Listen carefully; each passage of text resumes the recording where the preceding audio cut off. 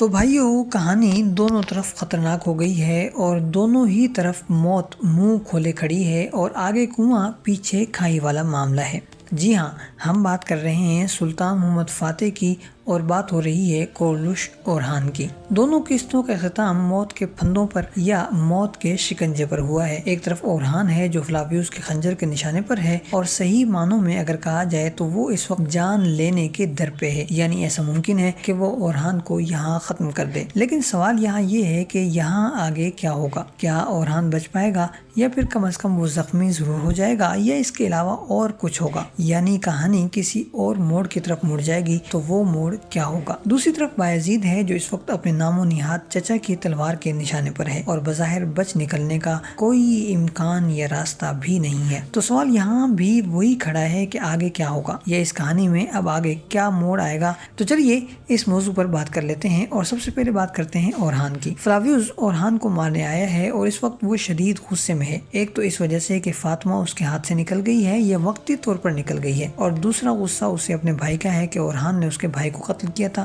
اور اب وہ اورحان کو مارنے آ رہا ہے۔ اور ایک تیسری وجہ بھی یہاں موجود ہے اور وہ ہے اورحان کا آگے بڑھ کر بازنطین پر حملہ، یعنی سیاسی حملہ، اور اس کے بدلے شہنشاہ کا یہ کہنا کہ اگر تمہیں ہمارے علاقے میں رہنا ہے تو اس کے لیے ہماری لڑکی سے شادی کرنی ہوگی۔ اور ظاہر ہے کہ یہ ایک ایسی پیشکش ہے جس کے لیے یہ لوگ کسی بھی طور پر دل سے تیار نہیں ہوں گے۔ اس کے علاوہ بورسا کا معاملہ تو اپنی جگہ موجود ہی ہے کہ اس پر اورحان نے قبضہ کر لیا ہے اور یہ لوگ کچھ نہیں کر پائے، لہٰذا یہ وہ ساری چیزیں ہیں جن کا غصہ فلاویوس کے دل میں ہے اور وہ اب بدلے کی آگ میں جل رہا ہے، اور اسی لیے اب وہ خنجر بدست اورحان کے پیچھے آ کھڑا ہوا ہے اور اسے یہ کہہ رہا ہے کہ تمہیں اب کون بچا سکتا ہے۔ اس حوالے سے ہمارا خیال یہ ہے کہ یا تو اورحان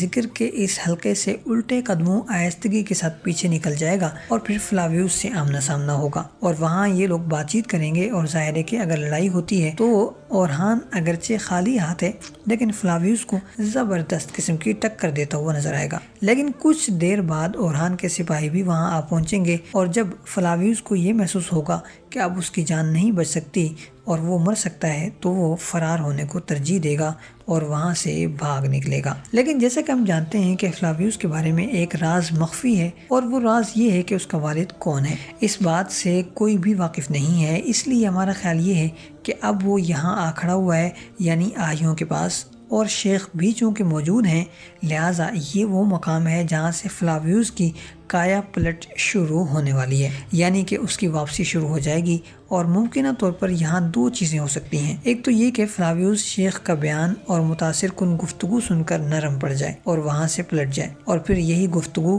رہ کر اس کے دل پر دستک دیتی رہے اور آخرکار اسے صحیح راستے پر لے آئے۔ لیکن یہ خیال اتنا مضبوط نہیں ہے، اور جو مضبوط ہے وہ یہ ہے کہ یہاں اسے اپنے والد کے بارے میں کوئی نہ کوئی اشارہ مل سکتا ہے یا ایسی گفتگو ہو سکتی ہے جو اسے وقتی طور پر اورحان کو مارنے سے روک دے، لیکن جو اسے پھر سے شیخ کے پاس لے آئے اور پھر اسے اپنے والد کے حوالے سے کچھ نہ کچھ پتہ چلے اور پھر یوں اس راز سے پردہ اٹھا دیا جائے۔ مختصر یہ کہ ہمارا خیال یہ ہے کہ یہاں اورحان کا آنا غیر معمولی قدم ہے، اور یہ غیر معمولی قدم یوں ہے کہ عام طور پر جب ہیرو یعنی ارطغرل اور عثمان کی بات کی جائے تو وہ جب بھی اس طرح کے ذکر کی محفلوں میں آتے تھے تو خفیہ طور پر آتے تھے اور ان کے علاوہ کوئی سپاہی ساتھ نہیں ہوتا تھا، لیکن یہاں اورحان کے ساتھ پوری بارات آئی ہوئی ہے، جس سے یہ ظاہر ہوتا ہے کہ یہ آمد غیر معمولی ہے، اور اسی لیے فلاویوس کو بھی پیچھے آنے کا موقع مل گیا ہے۔ یعنی کہ اگر اورحان اکیلا آتا تو ظاہر ہے کہ فلاویوس کا آنا ممکن نہ رہتا، کیونکہ جب ہیرو سفید داڑھی والوں کے پاس اس طرح سے آتا ہے تو آس پاس سیکیورٹی موجود ہوتی ہے، لہٰذا ہیرو کے علاوہ وہاں تک کوئی بھی نہیں پہنچ سکتا، اور اس کی گزشتہ سیزنز میں کئی ساری مثالیں سامنے آ چکی ہیں۔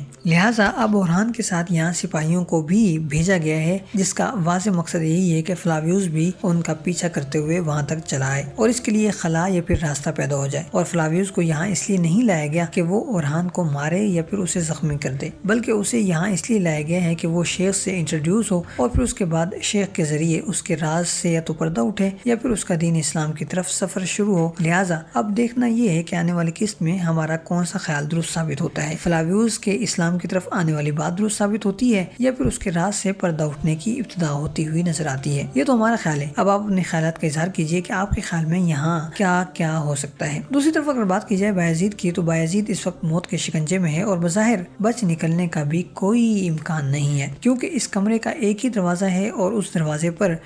ولاڈ ڈریکولا اپنی پوری فوج سمیت کھڑا ہوا ہے، اور دوسری طرف بایزید اپنے 2 ساتھیوں کے ساتھ تلوار بدست ہے اور مقابلے کے لیے تیار کھڑا ہوا ہے۔ اب یہ تو ظاہر ہے کہ یہاں بایزید کو کچھ نہیں ہوگا، لیکن سوال پھر بھی یہی ہے کہ بایزید یہاں سے بچے گا تو کیسے، کیونکہ 3 بندے 10-15 بندوں کا مقابلہ نہیں کر سکتے، اور خاص طور پر جبکہ سامنے ولاڈ ڈریکولا جیسا دشمن موجود ہو تو بچ نکلنے کے چانسز اور بھی کم ہو جاتے ہیں۔ لہٰذا اب سوال یہ ہے کہ بایزید کیسے بچے گا، تو اس حوالے سے ہمارا خیال یہ ہے کہ اس کا جواب گزشتہ قسط میں ہی دے دیا گیا ہے، اور اب آپ سوچ رہے ہوں گے کہ وہ جواب کیا ہے، تو چلیے ہم آپ کو اس جواب سے آگاہ کرتے ہیں۔ جیسا کہ ہم سب جانتے ہیں کہ سلطان محمد فاتح ایک غیر معمولی عقل مند اور ذہین انسان تھے، اور اسی غیر معمولی عقل مندی اور ذہانت کی بنیاد پر انہوں نے اپنے دشمنوں کو زیر کیا تھا اور قسطنطنیہ جیسے عظیم الشان شہر کو بھی فتح کیا تھا۔ لہٰذا اب آپ اس بات کو سامنے رکھیں تو جواب بڑی آسانی سے مل جاتا ہے، اور گزشتہ قسط اگر آپ نے دیکھی ہو تو ویسے تو اس کا ہر منظر ہی دیکھے جانے کے قابل تھا، لیکن چونکہ ہم بایزید سے متعلق بات کر رہے ہیں